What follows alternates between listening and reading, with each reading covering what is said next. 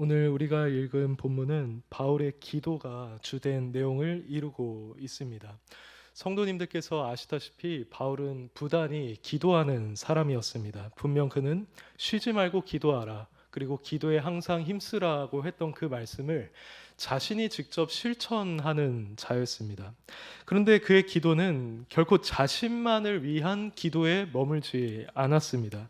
우리는 그의 서신을 통해서 그가 얼마나 다른 성도들을 위해서 기도했는지를 발견하게 됩니다. 우리는 평소에 다른 일을 위해서 기도한다는 것이 참 쉽지 않은 일이라는 것을 잘 알고 있습니다. 거기에는 우리의 시간이 사용되어야 하고 우리의 믿음과 우리의 마음과 또 우리의 에너지가 사용되어야 합니다. 이런 점에서 다른 일을 위한 기도라는 것은 일종의 섬김이라고 말할 수 있을 것입니다. 그럼에도 불구하고 바울은 이렇게 다른 일을 위해서 기도하는 일을 매우 중요하게 여겼던 것으로 보입니다.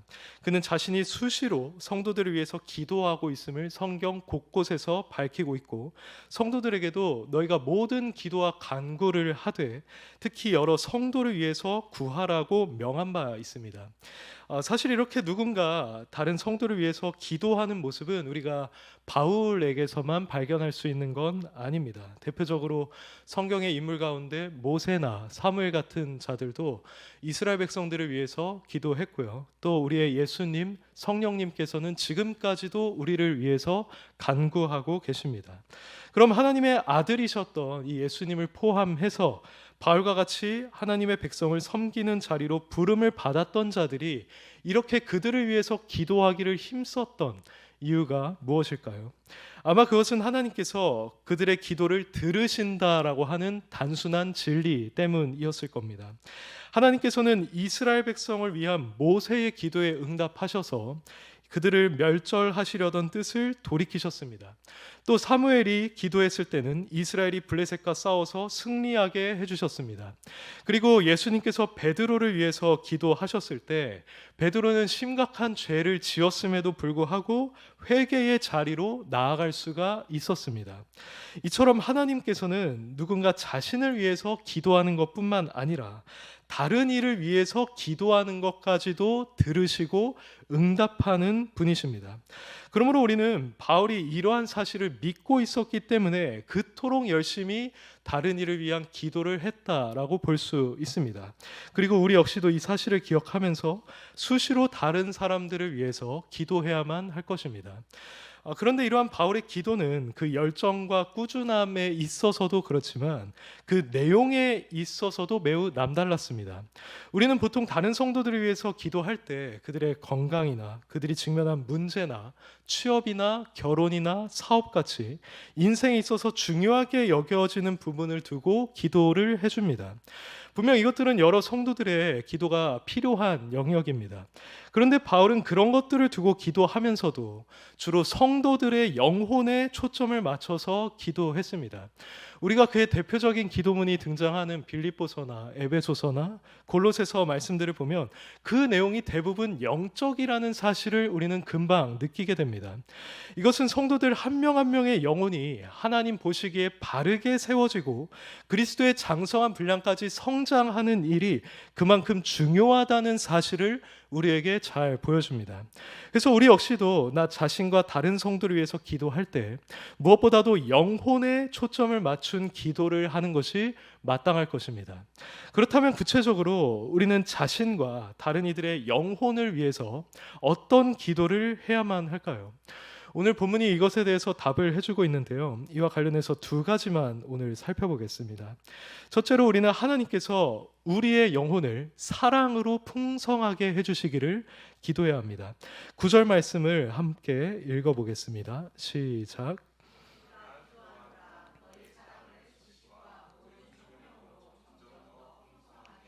아멘. 이 본문에서는 확실히 사랑, 지식, 총명이라는 단어가 핵심을 이루고 있습니다. 그런데 이 개역개정 번역본도 어느 정도 그렇지만 원어를 보시면 사랑이라는 단어에 더 초점이 맞춰져 있습니다. 그래서 그것을 직역을 하자면 나는 너희 사랑이 더 풍성하게 되기를 기도한다. 지식과 모든 총명 안에서 라고 되어 있습니다. 그러니까 1차적으로 바울은 이 빌립보 교인들에게 사랑이 풍성해지기를 기도하고 있는 것입니다. 바울이 이렇게 성도들이 사랑으로 풍성해지길 기도했던 이유는 10절 하반절에 나타나 있습니다. 그는 그들이 진실하여 허물 없이 그리스도의 날까지 이르기를 바랐습니다.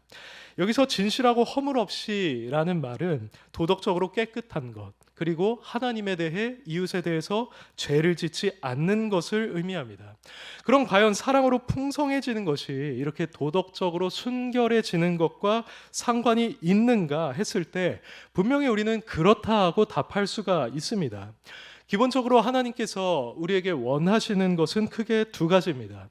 하나는 하나님을 마음과 뜻과 목숨을 다해서 사랑하는 것이고, 또 다른 하나는 이웃을 내 몸과 같이 사랑하는 것입니다. 예수님께서는 이 두 계명이 온 율법과 선지자의 강령이라고 말씀하셨습니다. 그래서 우리가 이 하나님 사랑과 이웃 사랑으로 충만하게 될 때 우리는 이 죄라는 것으로부터 상당히 멀어지게 됩니다. 실제로 그렇지 않습니까? 십계명을 토대로 우리가 생각을 해봤을 때 우리가 정말 하나님을 사랑한다면 우리는 결코 하나님 외에 다른 신이나 우상을 섬기지 않을 것입니다. 또 우리는 그분의 이름을 망령되이 일컫지 않을 것이고 최대한 주의를 거룩하게 보내고자 할 것입니다. 우리는 이 외에도 그분이 기뻐하는 것을 기뻐하게 될 것이고 그분이 미워하는 것을 우리도 미워하게 될 것입니다. 근데 이것은 이웃사랑도 마찬가지입니다. 우리가 정말 누군가를 내 몸과 같이 사랑한다면 우리는 그를 살인하거나 그에게 성적인 죄를 짓거나 그의 것을 훔치거나 속이지 않을 것입니다. 바울은 로마서 13장 8절 이하에서 이 원리를 이미 다룬 바 있습니다. 그는 이렇게 말했습니다. 남을 사랑하는 자는 율법을 다 이루었느니라. 간음하지 말라, 살인하지 말라, 도둑질하지 말라, 탐내지 말라 한 것과 그 외에 다른 계명이 있을지라도 내 이웃을 내 자신과 같이 사랑하라 하신 그 말씀 가운데 다 들었느니라. 사랑은 이웃에게 악을 행하지 아니하나니 그러므로 사랑은 율법의 완성이니라고 했습니다. 바로 여기서 분명하게 밝히고 있듯이 사랑은 악을 행하지 않게 합니다. 이것은 상식적으로나 우리의 경험적으로도 충분히 납득이 되는 사실입니다. 그런데 확실히 이 사랑이라고 하는 것은 우리의 마음대로 되는 것이 아닙니다. 만약 누군가 우리에게 지금 당장 너의 원수를 사랑하라고 말한다면 우리는 그것이 쉽지 않다라고 고백할 수밖에 없습니다. 바로 이것이 우리가 사랑으로 풍성하게 되기를 이 바울처럼 기도해야만 하는 이유입니다. 우리는 할 수 없지만 사랑 그 자체이신 하나님께서는 우리의 마음을 그 사랑으로 충만하게 채워주실 수 있습니다. 우리 같은 죄인과 또 원수를 사랑하셨던 그 하나님의 영이 우리 가운데 역사할 때 우리도 그분과 같은 사랑의 마음을 품을 수 있게 된다는 것입니다. 그러므로 우리는 항상 사랑이 결핍되어 있음을 기억하는 가운데 그분의 사랑으로 나 자신과 그리고 다른 성도들을 풍성히 채워달라고 부단히 기도해야 합니다. 앞서 말씀드린 것처럼 우리가 이렇게 기도할 때 하나님께서 이 기도를 듣고 응답해 주시리라는 것을 우리는 얼마든지 기대할 수 있습니다. 만약 하나님께서 이런 종류의 기도에 응답하는 분이 아니었다고 한다면 바울은 결코 이런 기도를 올리지 않았을 것입니다. 그런데 하나님께서는 특별히 이 일을 우리가 받은 사랑을 우리에게 상기시키는 방식으로 이루어 주십니다. 이렇게 생각하는 것은 성경으로부터 충분한 지지를 받습니다. 우리가 여기서 이웃사랑, 형제사랑에 초점을 맞춰서 생각을 해보자면 성경은 항상 이 사랑의 주된 동기로 우리가 받은 그리스도의 사랑을 언급합니다. 예수님께서는 내가 너희를 사랑한 것 같이 너희도 서로를 사랑하라고 했고요. 바울도 에베소서 5장 2절에서 그리스도께서 너희를 사랑하신 것 같이 너희도 사랑 가운데서 행하라고 했습니다. 그리고 비록 요한은 그리스도가 아니라 하나님의 사랑을 언급하고 있기는 하지만 동일한 맥락에서 이렇게 말합니다. 사랑하는 자들아 하나님이 이같이 우리를 사랑하셨은즉 우리도 서로 사랑하는 것이 마땅하니라. 이처럼 성경은 항상 우리가 서로를 사랑하는 동기로 우리를 구원하신 그리스도와 하나님의 사랑을 언급하고 있습니다. 그리고 우리는 이러한 말씀이 다름 아닌 성령의 감동으로 기록된 것으로 믿고 있습니다. 그렇다고 한다면 동일한 성령께서 우리 마음에 역사하셔서 우리에게 사랑이라고 하는 것을 일으키실 때 우리에게 복음 가운데 나타난 그 사랑을 상기시키는 방식으로 이루시리라 추론하는 것은 합당합니다. 실제로 하나님께서 우리로 하여금 그리스도의 사랑의 너비와 길이와 높이를 깨닫게 해주신다는 말씀도 있지 않습니까? 그러므로 우리는 이러한 역사가 우리 마음 가운데 더 생생하고 그리고 뚜렷하게 나타나기를 구해야만 합니다. 우리의 힘만으로는 세상의 다른 이들, 그리고 이 교회 안에 있는 다른 형제와 자매들, 그리고 나를 대적하는 자들을 결코 사랑할 수가 없습니다. 하지만 성령께서 우리에게 이런 방식으로 역사하시면 우리는 그들을 사랑할 수가 있게 됩니다. 즉 우리가 성령의 역사를 통해서 독생자를 아끼지 아니하시고 내어주신 그 하나님의 사랑과 자신을 내어주신 그리스도의 사랑을 깊이 묵상하게 되고 그 사랑의 실체와 본질을 더 깨닫게 될 때 우리도 그 사랑이라는 것을 다른 이들에게 조금이나마 보여줄 수 있게 된다는 것입니다. 우리가 이 사실을 기억하면서 나 자신과 그리고 다른 성도들을 위해서 기도하기를 원합니다. 그럼 하나님께서 친히 그 기도를 들으시고 성령으로 우리에게 역사하셔서 먼저 우리가 받은 사랑을 우리로 하여금 깊이 깨닫게 하시고 생각나게 하실 것입니다. 그리고 바로 그 사랑을 토대로 해서 다른 이들을 사랑하게 만들어 주실 것입니다. 이렇게 우리는 그리스도의 날까지 진실하고 또 허물이 없기 위해서 먼저 사랑을 구해야 한다는 점을 살펴봤습니다. 그런데 이 사랑이 온전하기 위해서, 즉 맹목적인 사랑이나 무분별한 사랑이 되지 않기 위해서 필요로 하는 것이 있습니다. 그것은 바로 지식과 총명인데요. 바울은 정확하게 그것을 두고 오늘 본문에서 함께 기도하고 있습니다. 그리고 이것이 앞으로 우리 자신과 다른 이들을 위해서 기도해야 할 두 번째 제목이기도 합니다. 관련해서 9절부터 10절까지를 한 번 더 읽어보겠습니다. 시작.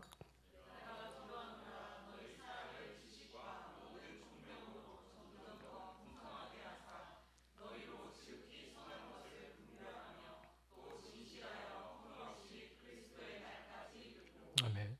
바울은 빌립보 교인들의 이 사랑이 풍성하게 되기를 기도하는 한편 그 사랑이 지식과 총명 안에서 풍성해지기를 구하고 있습니다. 여기서 지식과 관련해서 먼저 말씀을 드리자면 이 지식으로 번역된 헬라어 단어는 에피그노시스입니다. 이 에피그노시스는 보통 지식을 의미하는 그노시스보다 더 강하고 또 완전한 의미를 갖고 있습니다. 쉽게 말해서 이것은 일반 지식보다 훨씬 더 경험적이고 실제적이고 완전한 지식입니다. 그러면 성도의 사랑이 온전하려면 어떤 에피그노시스가 필요한가 했을 때 그것은 바로 하나님에 대한 지식 그리고 십자가 복음의 본질에 대한 지식입니다. 이것은 앞서 말씀드린 것과 일정 부분 관련이 있기도 한데요. 우리가 지녀야 할 사랑은 반드시 그 복음의 진리에 토대를 두고 있어야만 합니다. 보통 우리가 하나님을 더 사랑하게 되는 것은 복음을 더 깊이 깨닫게 되는 것에 기인합니다. 단순히 하나님이 날 사랑하셨다, 예수님이 나를 위해서 죽으셨다는 것을 아는 정도로는 결코 충분하지가 않습니다. 우리는 성경을 통해서 그 복음과 관련된 이 진리들을 더 많이 보게 됩니다. 예를 들어서 성경에 따르면 하나님께서는 우리를 창세 전부터 구원하기로 예정하셨습니다. 그것은 우리가 어떤 선이나 악을 행하기도 전에 하나님께서 자신의 기쁘신 뜻을 따라서 택하신 결과였습니다. 그리고 그분은 독생자 예수 그리스도를 이 땅에 보내어 주셨는데 그 예수님께서 십자가에서 죽으셨던 것은 하나님께서 그분을 죄로 삼으셔서 그에게 거룩한 저주와 진노와 심판을 내리셨기 때문입니다. 그렇게 하나님께서는 자신의 공의를 만족시키신 이후에 우리를 구원하기 위해서 우리를 직접 부르셨습니다. 그래서 예수 그리스도에 대한 믿음을 우리에게 선물로 주셨고 그 믿음을 통해 그리스도와 연합되게 하셨으며 그리스도의 의가 바로 우리의 의가 되게 해주셨습니다. 그런데 우리를 향한 하나님의 사랑은 이것이 다가 아니었습니다. 우리가 지난 시간 살펴봤던 것처럼 하나님께서는 이렇게 우리 안에 시작하신 그 착한 일을 그리스도 예수의 날까지 이루어 가십니다. 즉 하나님께서 직접 우리의 구원을 완성시켜 가신다는 것입니다. 그 과정 속에서 우리는 삶 속에서 일어나는 모든 일들이 합력해서 선을 이루어감을 경험하게 됩니다. 이것이 성경이 우리에게 보여주고 있는 복음에 관한 진리입니다. 이 외에도 성경에는 복음과 관련된 진리가 아주 풍성하게 나타나 있는데요. 우리의 사랑이라는 것이 온전해지기 위해서는 바로 이 진리들에 대한 충분한 지식이 필요합니다. 우리가 이러한 지식을 가지면 가질수록 하나님에 대한 사랑이 커지고 이웃과 형제에 대한 사랑도 커지기 마련입니다. 단 우리는 이 지식이 그노시스가 아니라 에피그노시스라는 점을 기억해야 합니다. 그것은 우리에게 실제로 경험되어야 하는 지식, 곧 성령의 역사로 말미암아 마음에 인쳐지고 또 우리 영혼에 확신되어야만 하는 지식인 것입니다. 그러니 우리는 이 복음의 진리에 대한 교리를 열심히 배우기도 해야 하겠지만 지금 바울이 기도하고 있는 것처럼 그 지식을 두고 기도해야 합니다. 이 진리에 관한 지식이 우리의 마음과 영혼에 인쳐지기를, 그래서 우리가 그 진리를 전인적으로 받아들이게 되기를 기도해야만 한다는 것입니다. 그때 비로소 하나님과 이웃을 향한 우리의 사랑은 그 동기와 목적과 열정에 있어서 온전해질 것입니다. 그런 한편 우리는 본문에서 말하는 이 지식을 우리를 향한 하나님의 뜻이 무엇인가를 아는 지식이라고 이해할 수도 있습니다. 만일 우리가 우리를 향한 하나님의 뜻을 잘 알지 못한다면 우리는 자신이 옳다고 여기는 방식으로만 하나님과 이웃을 사랑하게 될 것입니다.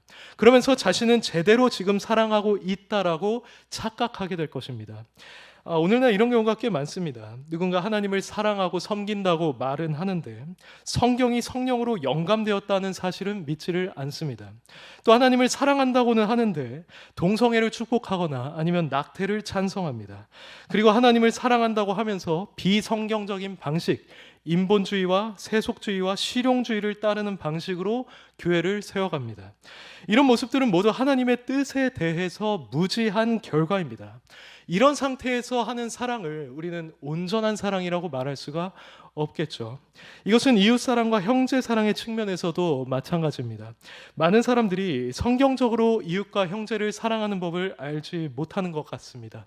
그저 좋은 게 좋은 거다라고 생각을 하면서 무조건 상대방을 기분 좋게 하고 긍정적인 말만을 해주는 것, 그리고 그 사람의 모든 모습을 있는 그대로 받아주는 것을 사랑이다라고 말합니다.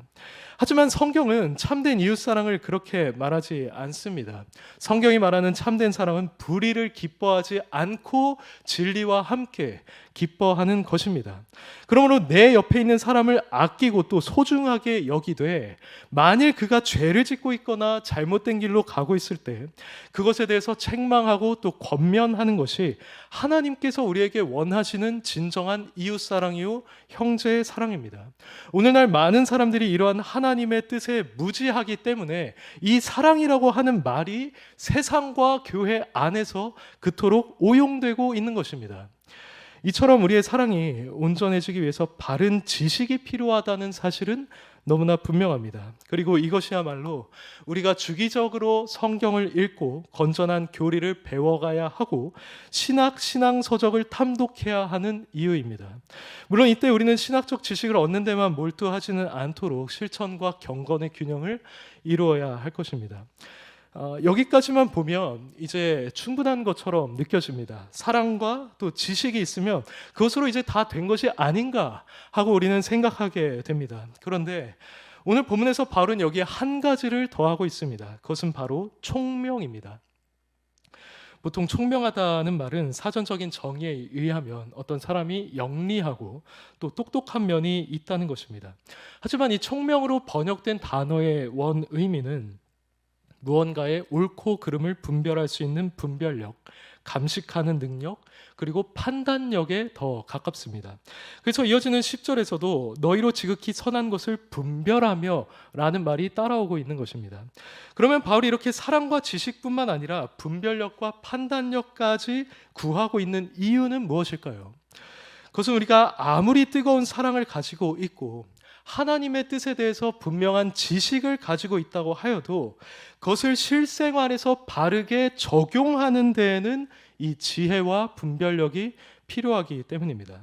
우리의 일상생활만 봐도 그렇습니다. 우리가 아무리 많은 학식을 소유해도 그것이 우리의 실생활에서 무익하고 또 무능하게 사용되는 경우가 많습니다. 법 이론을 우리가 잘한다고 해서 무조건 승소하는 것이 아니고, 의학 이론을 잘한다고 해서 그 의사가 무조건 환자를 잘 치료하는 것도 아닙니다. 이것은 우리가 하나님의 뜻을 행하면서 살아가는 것도 마찬가지입니다. 예를 들어서 우리에게 하나님을 사랑하는 마음이 있다는 것을 기본적인 전제로 했을 때, 우리는 이웃에게 복음을 전하는 것이 하나님의 뜻임을 지식적으로 알고 있습니다. 근데 우리가 구체적으로 이웃에게 어떻게 복음을 전할 것인가에 대해서는 분별력과 지혜가 필요합니다. 만약에 잘못하면 오히려 교회에 대한 반감을 일으키거나 하나님과 복음에 대해 오해하게 만들 수가 있습니다. 또 이것은 우리가 교회 안에서 다른 성도들과 함께 생활할 때도 마찬가지입니다. 종종 하나님에 대한 열정과 자신이 아는 지식만을 과도하게 주장하다가 교회의 덕을 해치고 다른 성도를 실족하게 하는 경우들이 있습니다. 이것들은 대부분 그에게 분별력과 지혜가 부족할 때 발생하는 현상입니다. 이처럼 사랑과 지식만 있고 또 분별력과 지혜가 없다면 그것은 다소간 나 자신과 그리고 다른 성도들에게 해를 끼치게 될 가능성이 높습니다. 그래서 우리는 최대한 그리스도의 날까지 이 진실하고 또 허물 없는 자로 세워지기 위해서 이 분별력과 지혜까지도 하나님께 구해야만 합니다. 하나님께서 그러한 우리의 기도에 응답해 주신다면 우리는 이 10절 말씀처럼 지극히 선한 것을 분별할 수 있게 될 것입니다.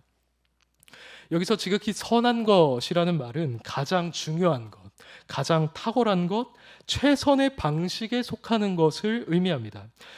사실 우리가 일상 속에서 절실하게 필요로 하는 것이 바로 이 능력입니다. 우리는 직면하는 문제 그리고 상황 속에서 무엇이 중요하고 또 무엇이 부차적인가를 분별할 능력이 필요합니다. 그리고 그 상황 속에서 가장 탁월한 선택 그리고 최선의 선택을 할 수 있는 지혜가 필요합니다. 그러한 선택은 하나님을 사랑하는 우리가 하나님의 뜻을 가장 바르게 시행하는 선택이 될 것입니다. 그래서 그 선택은 나 자신이 죄에 빠지거나 아니면 타협하지 않게 할 것이고요. 교회의 덕을 해치거나 다른 성도가 실족하지 않게 할 것입니다. 그렇게 우리는 바울이 기도하는 것처럼 진실하고 허물 없이 그리스도의 날까지 이르게 될 것입니다. 그러므로 우리가 이러한 사실들을 기억하면서 사랑과 지식뿐만 아니라 이 지혜까지도 하나님께 구하기를 원합니다.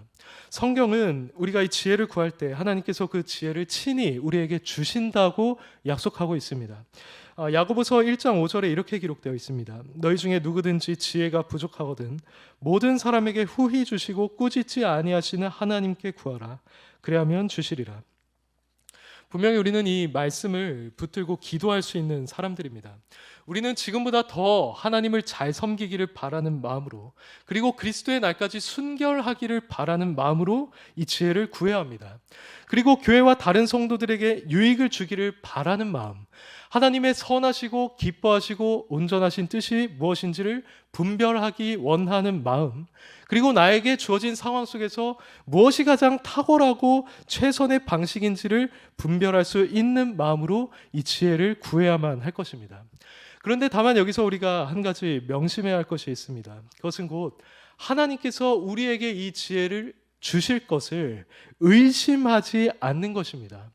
야고보는 하나님께 구해라 그리하면 주시리라고 한 뒤에 이어지는 구절에서 이렇게 말했습니다. 오직 믿음으로 구하고 조금도 의심하지 말라. 의심하는 자는 마치 바람에 밀려 요동하는 바다 물결 같으니 이런 사람은 무엇이든지 주께 얻기를 생각하지 말라 하고 했습니다.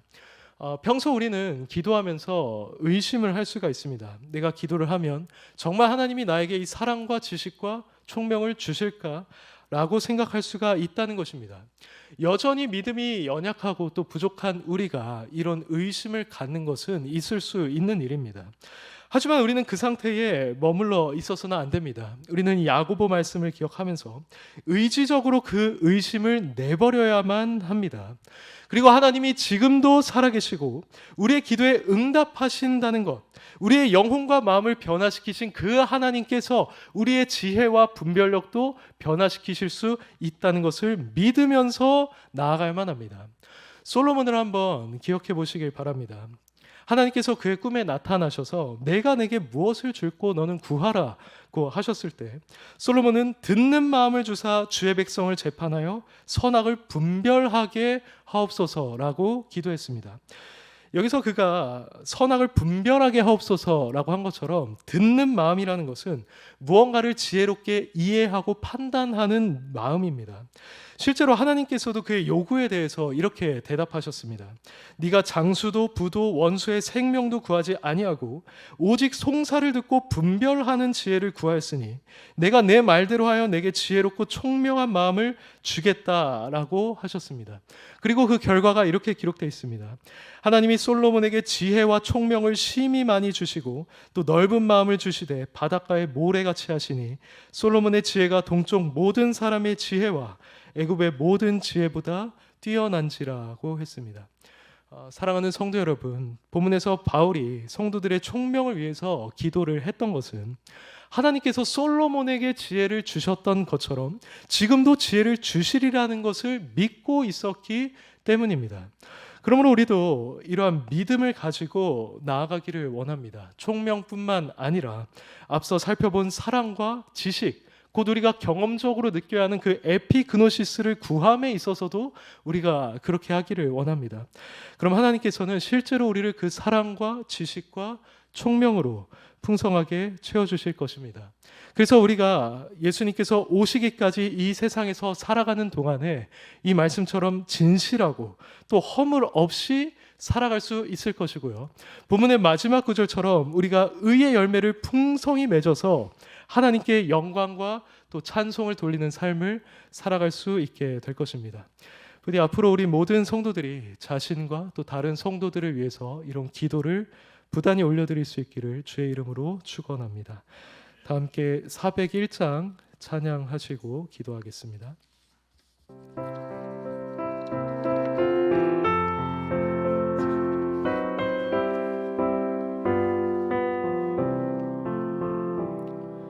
주의 곁에 있을 때 마음이 든든하오니 주여 내가 살 동안 인도하여 주소서.